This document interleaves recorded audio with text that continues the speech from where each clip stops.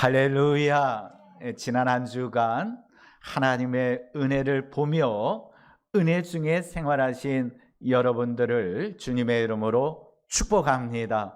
또한 이 시간 말씀이 선포되어질 때에 주께서 우리에게 주시는 은혜가 보여지고 느껴지는 귀한 시간 되기를 주님의 이름으로 축복합니다.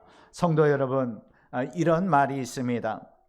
브라운관 TV가 고물상에 있으면 고물, 박남준에게 있으면 보물, 마이클 조던은 야구계에 있을 땐 고물, 농구계에 있을 땐 보물. 우리 어르신들은 이 이야기를 좀 설명을 해드려야 될 것 같아요.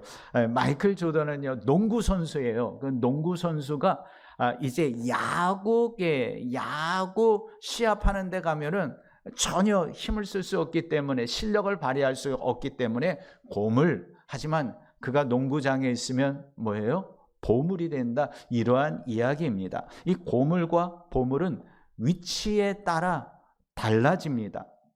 당신은 어디에 있을 때 보물인가? 이러한 글이 있는데요, 인생의 문제는 이 본질의 문제에 앞서 위치의 문제인 것 같습니다. 사실 본질적으로 생각해 보면 저와 여러분은 죄인이에요. 인정하십니까? 네, 저와 여러분은 하나님 앞에서 본질적으로는 죄인입니다. 이 땅에 의인은 한 사람도 없다라고 성경은 분명하게 말씀하고 있습니다. 하지만 이 죄인이 어느 위치에 있느냐에 따라 운명이 달라지는 거예요. 자, 한번 이렇게 생각해 보시길 바랍니다. 당신은 예수님 안에 있습니까? 예수님 밖에 있습니까? 예배의 자리에 있습니까? 정욕의 자리에 있습니까?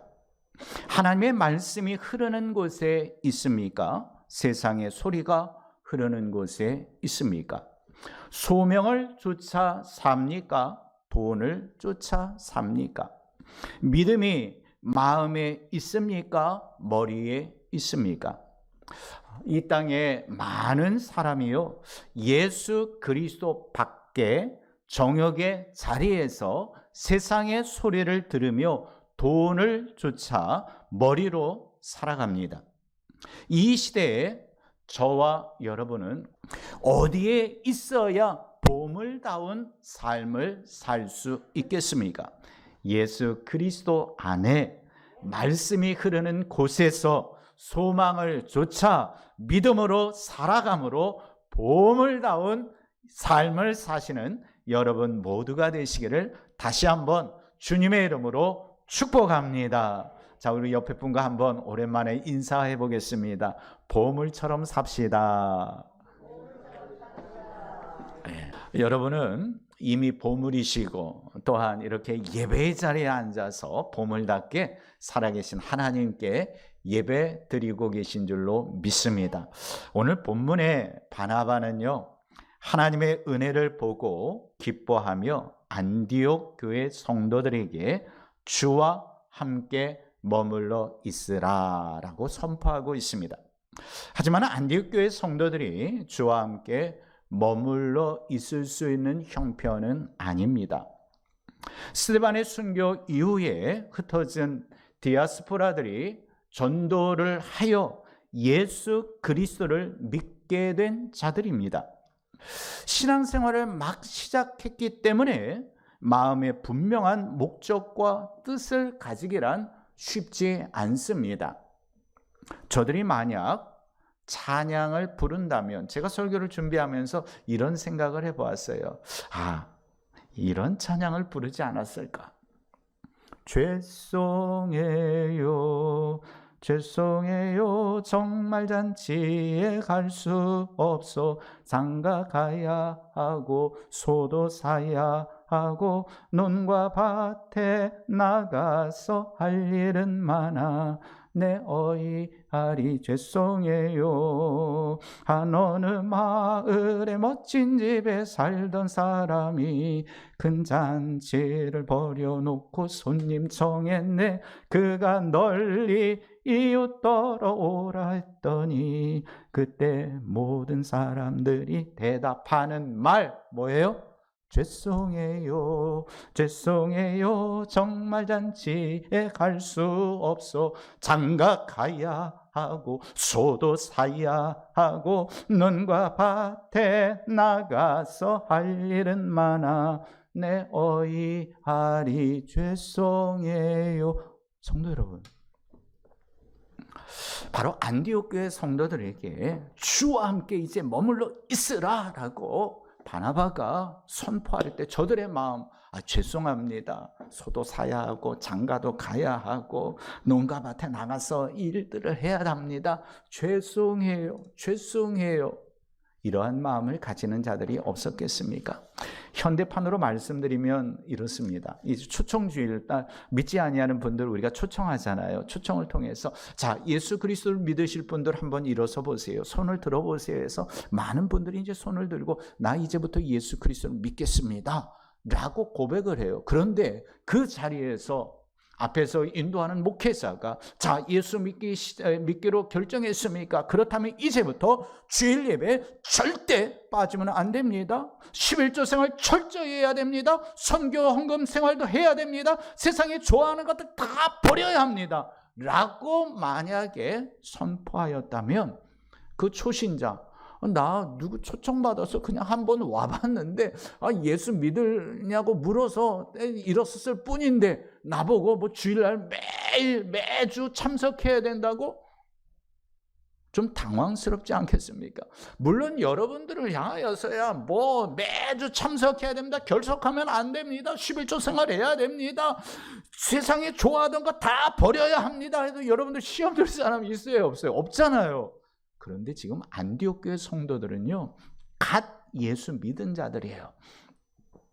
주와 더불어 함께하라고 하면서 바나바가 선포하는 그 말씀에 동의하고 그렇게 나아갈 수 있는 형편과 상황이 아니었던 것입니다. 믿음 생활을 시작한 지 얼마 되지 아니하는데 어떻게 주일을 거룩히 지킵니까?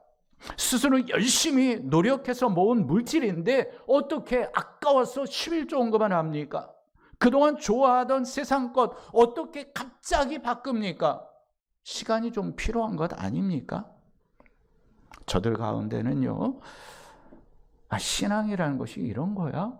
분명 나를 초청한 사람은 예수 믿고 천국 가자라고 그래서 내가 교회에 왔는데 그래서 예수 믿고 천국 가고 싶어서 내가 예수님 믿고 싶습니다 라고 얘기했는데 신앙생활이 이렇게 어려운 거야? 주께 머물러 있기 위해 포기하라는 것이 왜 이리도 많지? 지금 당장은 너무 바빠서 주와 함께 할 수 없어요 라고 하는 그러한 성도들이 분명 있지 않았겠습니까? 하지만 하나님께서는요, 위대한 설교자 바나바를 통하여 주와 함께 머물러 있으라 선포하게 하셨습니다. 이 바나바의 메시지를 들을 때 연약한 믿음을 확신 있는 믿음으로 하나님께서 바꿔주시는 줄로 믿습니다. 메시지를 선포하는 바나바의 인격에 대하여 저들로 하여금 알게 해 주셨는데요, 우리 사도행전 11장 24절 말씀 한 목소리로 읽어보겠습니다. 자, 시작. 바나바는 착한 사람이요 성령과 믿음이 충만한 사람이라 이에 큰 무리가 주께 더하여 지더라 라고 말씀하고 있습니다. 성도 여러분, 이제 바나바가 저들의 은혜에 있는 하나님께서 은혜 베푸시는 것을 보고 저들을 향하여 주께 머물러 있으라, 강권할 때에 그 이유에 대한 것을 이야기하고 있습니다. 사실 개역 개정판 성경에서 기록되어 있지는 않지만 24절 맨 앞에 접속사가 쓰여졌습니다. 왜냐하면 이라는 단어가 사용되었는데 이는 바나바가 안디옥 교회의 성도들에게 권면할 수 있는 이유입니다. 바나바는 착한 사람, 다시 말해서 인격적인 사람이었다라는 것을 말씀합니다. 사실 우리가 어떠한 메시지를 들을 때 그에 대하여 조금이라도 더 알면 메시지를 이해할 수 있는 이해력이 좀 늘어납니다. 그래서 우리가 뭐 헌신 예배나 이러할 때 설교하시는 목사님들 오시면 이 목사님은 어느 교회에서 사역하고 계시고 또 어떤 사역을 하고 계신다. 그러면서 이제 여러분에게 말씀을 증거하실 때 은혜 받으시기 바랍니다. 그러면은 어느 교회에서 우리가 같은 노예 같은 시찰의 목사님이시구나. 특별히 저런 사역을 하시는 분이시구나. 이러한 것을 우리가 알 수 있어요. 바나바 역시도요. 그때 저들에게 주께 머물러 있으라라고 선포할 때에 이미 안디옥 교회 성도들은 바나바, 예루살렘 교회에서 말씀을 아주 잘 선포하였던 그러한 사역자다. 또 한 가지 중요한 것은 인격적인 아주 착한 사람이었다. 그 착한 사람, 인격적인 사람의 그 입에서 나온 메시지, 하나님께서 많은 사역자들을 사용하시지만 특별히 착하고 인격적인 사람을 통해서, 사역자를 통해서 선포되는 그 말씀이 과연 어떠한 말씀일까? 저들이 귀를 기울이는데 그 말씀이 뭐예요? 주께 머물러 있으라 였던 것입니다. 독일의 서정시인 하이네는요, 재능은 없어도 되지만 인격은 갖추지 않으면 안 된다라고 말할 정도입니다. 그렇습니다. 교회 공동체도 마찬가지예요. 재능은 좀 없어도 돼요. 달란트는 좀 없을 수 있어요. 하지만 인격, 하나님 앞에서 선함, 착함, 이게 더 중요한 줄로 믿습니다. 착한 바나바가 인격적으로 선포할 때에 하나님께서는 아직 초신자인 안디옥 교회 성도들로 하여금 은혜 받게 하였던 것입니다. 하나님께서는 믿음의 반열에 들어선 자들로 주께 머물게 하시는 사랑의 하나님이십니다. 그래서 우리 예수 그리스도께서도 요한복음 15장에서 여러분들 잘 아는 말씀이잖아요. 나는 참 포도나무요 내 아버지는 농부라 라고 하면서 뭐라고 말씀하셨습니까? 요한복음 15장 4절 말씀입니다. 함께 읽어봅니다. 시작. 내 안에 거하라 나도 너희 안에 거하리라. 가지가 포도나무에 붙어있지 아니하면 스스로 열매를 맺을 수 없음같이 너희도 내 안에 있지 아니하면 그러하리라 라고 말씀하고 있습니다. 예수님께서 말씀하신 이 붙어 있으라 라는 이 단어는요, 오늘 본문에 머물러 있으라 라는 이 단어와 같은 단어를 사용하고 있습니다. 때문에 예수님께서 내가 아버지의 계명을 지켜 그의 사랑 안에 거한다 라고 말씀하셨듯이 우리로 자신 안에 거할 수 있는 길을 여시려고 십자가를 지셨습니다. 예수 그리스도의 십자가는 그렇기 때문에 구원의 길입니다. 십자가는 생명의 길입니다. 주 안에 거할 수 있는 유일한 길을 예수 그리스도께서 십자가를 통해 여셨습니다. 우리가요, 사실 구약으로부터 신약에 이르기까지, 지금 말씀에 이르기까지 생각해 본다면 우리가 교회 안에 거할 수 있는 자격이 없는 자들입니다. 하나님 앞에 도저히 나올 수 없는 죄인들이에요. 아까 말씀드렸죠. 본질적으로는 죄인이에요. 그러나 이 십자가의 은혜로 거룩한 주의 전에 나아올 수 있는, 주께 붙어 있을 수 있는, 주께 머물러 있을 수 있는 은혜가 임한 줄로 믿습니다. 부흥하는 교회는 이렇게 주께 머물러 있습니다. 부흥하는 교회는 주께 붙어 있을 수밖에 없습니다. 부흥하는 교회와 성도는 때문에 주께 닻을 내립니다. 왜냐하면 주 안에 거할 때 영적 호흡을 할 수 있고 평강을 누릴 수 있으며 열매를 맺을 수 있기 때문입니다. 주 안에 머물면 핍박에 대한 두려움이 사라집니다. 주 안에 거하면 기도 응답의 역사를 경험할 수 있습니다. 주께 닻을 내리면 사단과 이단의 공격에도 흔들리지 않습니다. 여러분들 배의 닷 잘 아시잖아요. 굳이 제가 설명드리지 않아도. 왜요? 파도가 치더라도 닻이 제대로 이렇게 내려져 있으면 약간은 흔들리더라도 배가 파손하지는 않는다라는 거예요. 마치 이런 거예요. 닻을 내렸다라는 것은 여러분들 지금 연세가 많이 드셨지만 결혼한 다음에 이제 1년 지나고 2년 지난 다음에 친정에 가면 어때요? 마음이 평안하잖아요. 평강이 넘치잖아요. 그런 거예요.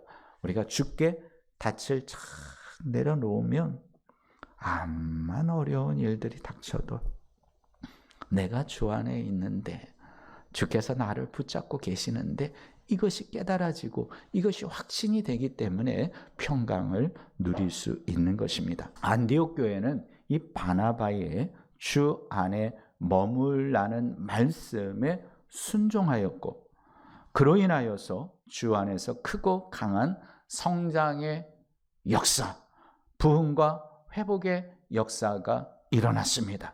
이뿐 아니라 사랑을 실천하는 교회가 된 줄로 믿습니다. 하지만 주 안에 머물러 있지 아니하면 어떻습니까? 근심하게 돼요. 왜요? 그 문제를 내가 해결하려 하기 때문에, 주께 맡기지 않기 때문에, 근심을 자신이 하기 때문에 매여 있습니다. 걱정에 구속되어 믿음의 자유를 누릴 수 없습니다. 주 안에 머물러 있지 않으면 기도해도 형식적으로 기도할 수는 있겠으나 응답의 확신을 가질 수 없습니다. 안디옥 교회 역시 처음에는 바나바가 주 안에 머물러 있으라라고 선포하였을 때 마음에 부담감이 좀 있었습니다. 처음에 너무 강한 믿음의 도전 아닌가라는 생각이 있었습니다. 하지만 하나님께서 그 마음을 다스려 주셨을 때에 힘들어도 걱정되어도 부담되어도 마음을 주께 두기로 결정했던 것입니다. 언어를 주께 맡기기로 결정한 것입니다. 결국 주 안에서 행동하는, 주께 머물러 있는 안디옥 교회 성도들이 된 것입니다. 이것이 바로 생명력 있는 성도의 삶입니다. 포도나무에 붙어있는 가지처럼 많은 열매를 맺을 수 있습니다. 부흥하는 교회는 이렇게 주께 붙어 있어야 합니다. 부흥하는 가정은 예수 그리스도를 주인으로 모시고 주인 되시는 예수 그리스도께서 원하시는 그 삶으로 나아가는 가정과 교회입니다. 부흥하는 인생은 항상 예수 그리스도께 붙어 있어 예수 그리스도와 동행하게 되는 줄로 믿습니다. 닷과 덫, 사실 글씨가 비슷하지 않습니까? 다시 한번 설명드립니다. 닷은 배를 한 곳에 멈춰 있게 하기 위해 줄에 매어 물 밑바닥으로 가라앉히는 갈고리가 달린 기구이다라고 합니다. 덫은 짐승을 꿰어 잡는 기구입니다. 하지만 많은 인생들이 어떻습니까? 이것이 닻인 줄 알고 잡고 그 닻을 위하여 인생을 살아오지만, 물질이면 다 되는 줄 알고 물질을 잡고 있지만, 출세하면 다 되는 줄 알고 그 출세의 길을 닷처럼 잡고 있지만 어느 순간 그것이 덫이 되는 경우들이 대부분 아닙니까? 신앙도 마찬가지입니다. 우리가 신앙생활을 할 때 철저히 말씀 중심이 되지 못하면 이게 닫힌 줄 알고 내렸는데 이것이 오히려 사탄의 올무가 되는, 덫이 되는 경우들이 있습니다. 때문에 우리는 하나님의 말씀을 철저히 묵상해야 하고, 또한 하나님께 기도를 통하여 나아가며, 또한 이렇게 주일날 말씀을 들으면서 하나님, 내게 주시는 메시지가 무엇입니까? 내가 진정 하나님께서 원하시는 변화된 삶을 살기에 어떠한 닻을 내려야 하겠습니까? 하나님 앞에 기도할 때에, 하나님 앞에서 귀를 기울일 때에 하나님께서는 여러분 각자에게 말씀해 주십니다. 부활하신 주님께서 우리 사도행전 말씀에 보면 예루살렘을 떠나지 말고 약속하신 것을 기다리라 라고 하셨을 때에 말씀대로 마가의 다락방에 막 모였습니다. 기다립니다. 기도합니다. 그들에게 성령이 임했습니다. 하지만 부활하신 주님께서 예루살렘을 떠나지 말고 약속하신 것을 기다리라 분명 말씀하셨지만, 그곳에 머물라 라고 말씀하셨지만, 그 말씀을 들은 100% 모든 사람이 마가의 다락방에 모인 것입니까? 아니에요. 많은 사람이 부활하신 예수 그리스도의 메시지를 들었지만 그 모든 사람이 마가의 다락방에 모여 기도하며 주의 말씀대로 기다렸던 것이 아니다라는 거예요. 그 중에 하나님의 은혜를 경험한 자들, 하나님께 붙어 있고자 확신하는 자들, 예수 그리스도의 말씀을 붙잡고 머물러 있으려 하는 자들이 마가의 다락방에 모였던 것입니다. 말씀을 들었을 때에, 머물라 하셨을 때에 머무는 자에게 성령의 은혜가 임하는 줄로 믿습니다. 벳세다 광야에서 예수님께서 말씀을 증거하십니다. 많은 무리가 말씀을 듣습니다. 그 무리 가운데는 예수님께서 기적도 일으키신대, 병든 자의 병을 고쳐주신대, 예수님께서 문제들을 해결해 주신대, 한번 가보자. 말씀을 듣고자 하는 것이 아니라 어떤 기적을 보고자 많은 사람들이 또 몰려왔습니다. 성도 여러분, 수많은 사람들이 모여 있습니다. 예수님께서 이제 말씀을 증거하십니다. 말씀을 증거하시다 보니 이제 낮 1시가 지나 2시가 지나 3시가 지납니다. 저녁 때가 됩니다. 저녁 때가 되면 뭐 해야 돼요? 집에 가서 밥 해줘야 되잖아요, 신랑들. 아이고 배고프네, 빨리 가서 집에 가서 밥 먹어야 될 텐데 하면서 흩어진 무리들도 있을 거라는 거예요. 하지만 예수님께서 주신 말씀에 집중하면서 남아있던 무리들, 그 무리들은 어떠한 기적을 경험해요? 오병이어의 기적을 경험할 거예요. 말씀을 사모하며 기다렸더니, 말씀을 사모하며 붙어 있었더니 하나님의 기적이 나타난 거예요. 자, 그들이 그러한 기적을 경험하고서요, 잘 먹었다, 이것으로 끝나겠습니까? 앞으로 어떤 문제들이 발생하더라도 예수 그리스도께서 말씀하시면, 우리가 기도하면 이러한 기적들은 얼마든지 일어날 수 있다라는 확신을 가지고 인생의 담대함으로 살지 않겠습니까? 이게 주의 말씀을 듣고 주께 머물러 있는 자들이 누릴 수 있는 복인 줄로 믿습니다. 약속의 말씀을 믿고 머물러야 할 곳에 머물러 있을 때에 성령의 역사와 능력이 우리 모두에게 임합니다. 그럼 주께 머무는 것이 무엇입니까? 여러 가지를 소개할 수 있겠지만 오늘 한 가지만 여러분에게 말씀을 드리려 합니다. 예배에 참석하여 하나님을 만나는 거예요. 예배 시간은요, 채우는 시간이 아닙니다. 마치 학교 가서 출석부에 출석 도장 찍고 회사 가서 출근부에 도장 찍는, 이게 예배가 아니다라는 거예요. 예배는 주와 함께하는 시간입니다. 여러분들 이제 2023년 시작하여서 1월, 2월 2달 동안 예배 드렸어요. 자, 여러분들 이따가 한번 가시면서 생각해 보세요. 내가 2달 동안 한 번도 빠지지 않았다. 할렐루야. 이것으로 기뻐하라는 이야기가 아니고요. 예배 시간마다 내가 주님을 만났다. 이게 머무는 거예요. 예배의 자리에 앉아있는 것이 머무는 것이 아니라 예배의 자리에 앉아서 하나님을 찬양할 때 내가 준비된 마음과 정성과 물질을 드릴 때에 선포된 말씀을 들을 때에 하나님을 만나는 것, 그것이 예배인 줄로 믿습니다.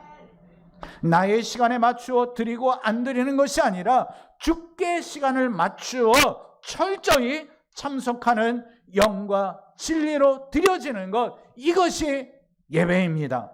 몸만 앉아있는 것이 아니라 마음을 열고 주를 영접하는 것입니다.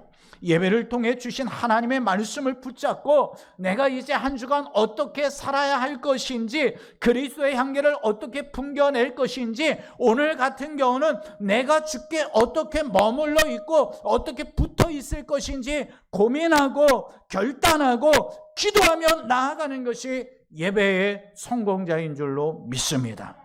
하나님께서 지금 우리에게 말씀하고 계십니다. 주께 붙어 있으라.